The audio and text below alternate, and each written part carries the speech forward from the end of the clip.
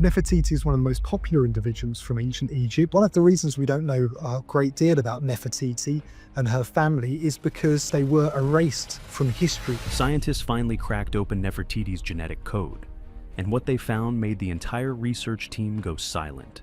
She died in the 14th century BC and is thought to be Tutankhamun's stepmother. One theory had been that she was laid to rest in Amarna. Hidden in her DNA were markers of a rare mutation, one that turned her own bones into a liability. Someone close to her knew about this weakness. Someone used it. The fractures in her skull weren't random violence. They were calculated, precise. The kind of damage you inflict when you know exactly how fragile your target really is.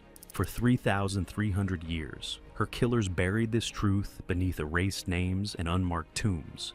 But DNA doesn't forget. And now, neither will you. If this satisfies your curiosity about ancient secrets finally exposed, hit like, subscribe, and stay until the end. Because what comes next will change how you see one of history's most famous faces forever. The body they tried to hide. The face of Queen Nefertiti has captivated the world for generations. That famous limestone bust, calm, symmetrical, almost supernaturally perfect. Paint still clings to. Her eyelids like she might blink at any moment. But here's the deal. For all that visibility, one thing was always missing: her body. No tomb bearing her name, no mummy wrapped in royal linen, no inscriptions marking her final resting place. Nefertiti existed only as an image, while her physical remains vanished into the Egyptian desert. That changed when scientists turned their attention to a forgotten tomb called KV-21.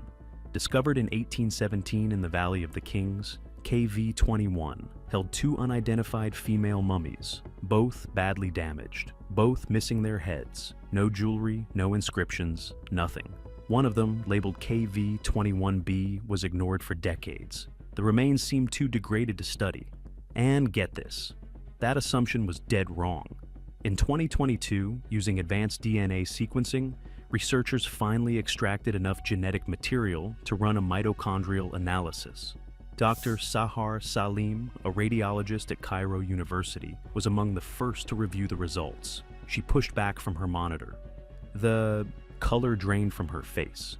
KV-21b shared the same maternal genetic line as King Tutankhamun.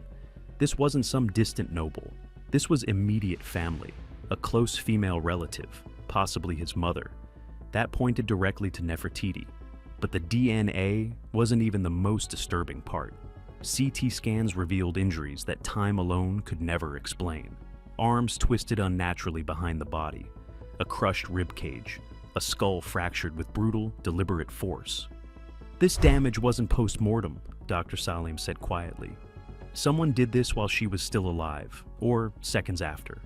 The serene queen we recognize from that perfect bust didn't fade peacefully into history. She was destroyed. And whoever did it wanted to make sure no one ever found out.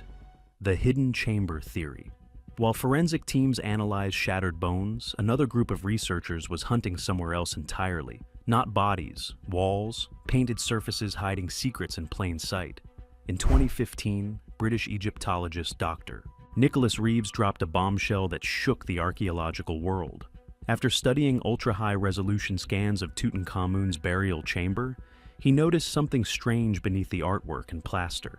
Faint lines, straight edges, outlines that didn't match the natural flow of stone. To Reeves, they looked deliberate, like sealed doorways painted over more than 3,000 years ago. Here's the catch. Tutankhamun's tomb is weirdly small for a pharaoh. The artwork looks rushed. The layout feels unfinished. Tutankhamun died young and unexpectedly. Reeves asked a question that made Egyptologists uncomfortable. What if this tomb was never meant for him at all? His theory suggested Nefertiti was laid to rest in hidden chambers beyond Tutankhamun's burial space, sealed away deliberately, concealed behind one of history's most elaborate visual illusions. A Japanese research team used ground-penetrating radar to test it. The results made Dr. Reeves's hands stop moving over the keyboard. Strange anomalies, void-like spaces behind the north and west walls. Egypt's Ministry of Antiquities acknowledged the findings. Empty chambers, unknown rooms. Suddenly, the impossible felt close. Nefertiti might have been resting mere feet from Tutankhamun's golden mask this entire time. But here's the deal. In 2018, an Italian team using more advanced equipment reported no clear evidence of hidden rooms. They argued the anomalies were natural limestone variations. Case closed. Mystery solved. Not everyone bought it. Critics questioned the methodology, the equipment calibration, even the politics behind the conclusions. Ancient Egyptian tombs were engineered to deceive. False doors, hidden passages. Confusion was part of the protection. Some believe Nefertiti's burial wasn't a failure of history. It was history's greatest illusion. And whoever sealed those walls never intended for anyone to find what's behind them. The pharaoh they erased, long before DNA testing entered the conversation, Egyptologists were wrestling with a strange gap in the historical record. After Akhenaten died, Egypt didn't transition smoothly to Tutankhamun's reign. Ancient records mention a mysterious ruler named Smenkhkare, a pharaoh who appeared suddenly, ruled for less than 3 years, then vanished without explanation. No confirmed tomb, no identified mummy, just a name that fades almost as soon as it appears. So, here's the deal. What if Smenkhkare wasn't a man at all? Egyptologist Dr. Joyce Tildesley at the University of Manchester has spent years building this case. When she first presented her findings at a conference, the room went dead quiet. Temple reliefs from the period show a ruler performing sacred kingly rituals, wearing the double crown of Egypt, the ceremonial false beard. But the body proportions suggest a woman. The facial features don't match any known male pharaoh, and get this. In several cases, the names attached to these images were deliberately erased or overwritten, often replacing titles originally associated with Nefertiti. She wasn't just powerful, Dr. Tildesley explained. She wielded religious authority nearly equal to Akhenaten. No queen before her had ever been described using masculine royal titles. This wasn't symbolism, this was a transition. The evidence continues inside Tutankhamun's tomb. Several royal objects buried with him weren't originally made for him at all. Gold coffins, jewelry, ritual items, all showing signs of hasty alteration. Female grammatical endings scratched away, replaced with masculine ones. Names changed, titles adjusted. It's not that simple though. If Nefertiti ruled as pharaoh, she didn't vanish into obscurity. She rose to ultimate power. And when the religious order shifted, her legacy wasn't just forgotten, it was systematically dismantled. Her identity wasn't erased by accident. It was erased because someone needed her gone, completely. The younger lady problem. Just when the mystery seemed dark enough, another figure emerged from the shadows. Egyptologists call her the younger lady, an unnamed mummy discovered in tomb K-35. When first found, nobody paid attention. No inscriptions, no jewelry, no markers of status. For decades, she was a footnote. That changed in 2010 when a landmark DNA study hit the Journal of the American Medical Association.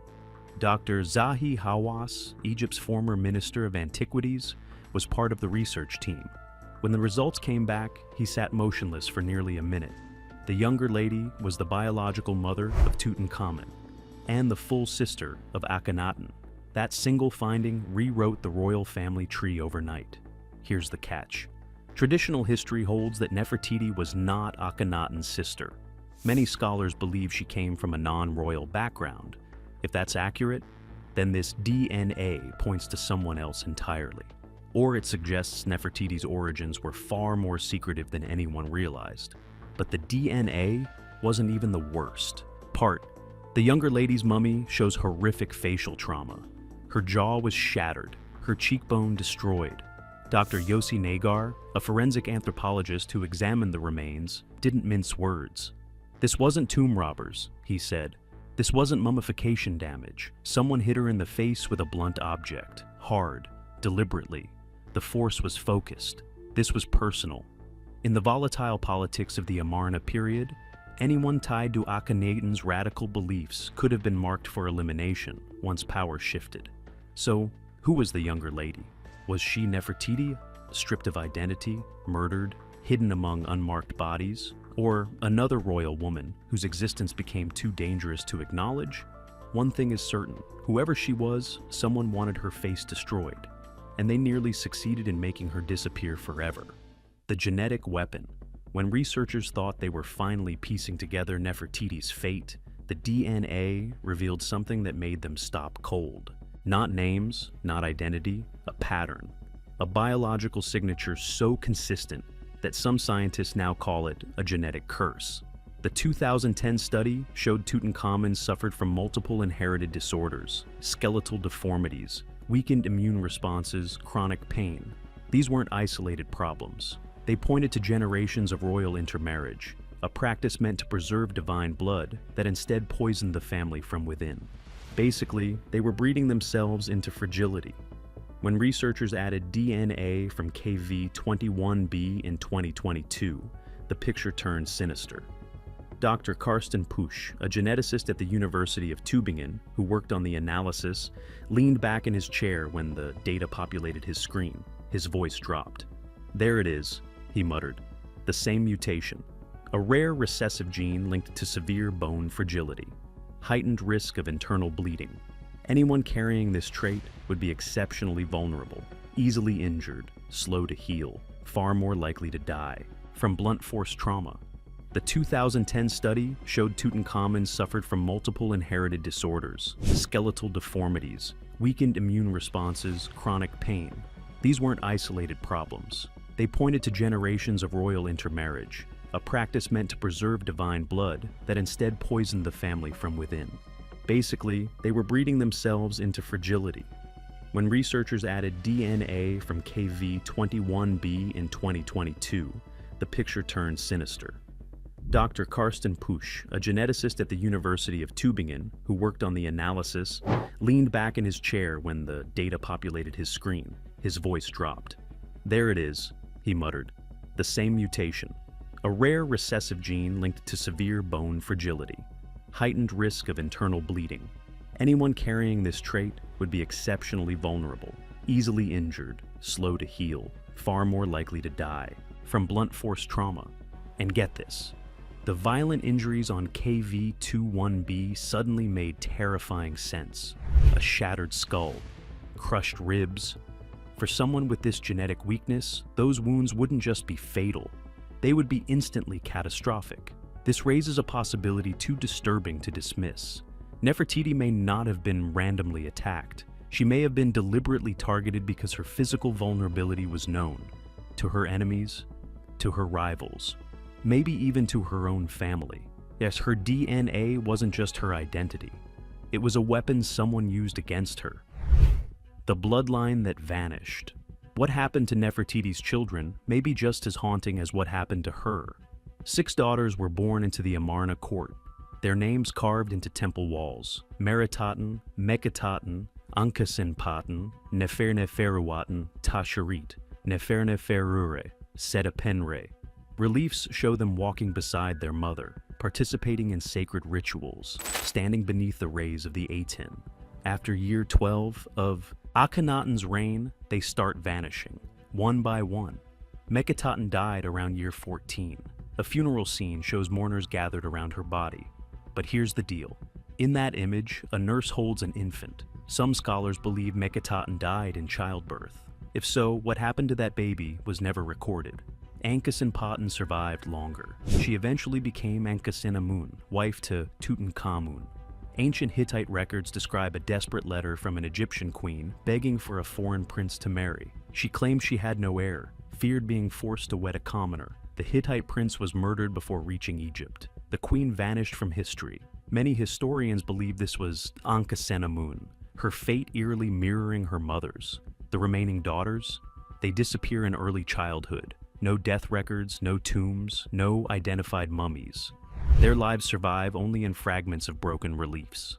The pattern feels intentional, an entire bloodline fading away.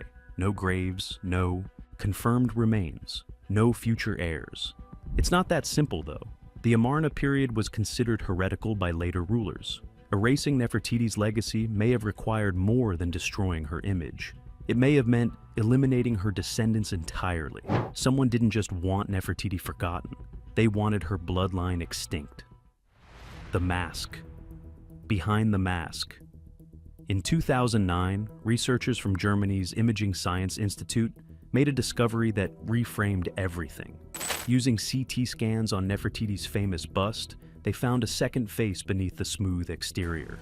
The lab went dead quiet when the images rendered. Carved into the limestone core was a different woman. Sharper lines, more prominent nose, subtle asymmetry, signs of age. The outer layer had been deliberately refined, smoothed, idealized. This wasn't artistic correction, it was transformation.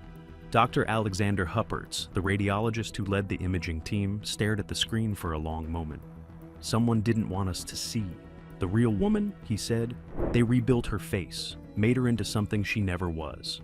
The bust was created around 1345 BCE during one of Egypt's most unstable periods. Akhenaten's revolution had outlawed the old gods, temples shut down, priests stripped of power, the empire fracturing. In that chaos, Nefertiti wasn't just a queen, she was the symbol of a new order. So, here's the deal. Was the bust meant to show who she was, or who she needed to be? Some experts believe it was propaganda, a flawless face designed to reassure the public that the royal family remained divine, untouchable, eternal, no stress, no cracks, no sign the world was unraveling. Others note the bust was discovered in a workshop, not a temple, not a tomb. It carries no inscriptions, no name, no titles, just a face, anonymous, perfect, like a template used to replicate her image across the empire. If her identity was being purged after death, leaving a labeled portrait would be dangerous. Stripping it of her name, that's how you create a mask that survives. Hidden for over 3,000 years, the bust resurfaced and became one of the most photographed objects on Earth. If her tomb was destroyed, her body broken, her story silenced, this face may be the one thing they failed to eliminate. But even this face isn't real. Layer by layer, the woman beneath was carved away, replaced with an ideal meant to rewrite history. What if the most beautiful face in ancient history wasn't created to honor a queen? What if it was created to conceal a murder? If you want more buried truths dug up from history, smash that like button and subscribe. Tell us in the comments, do you think Nefertiti's killers rewrote history and got away with it?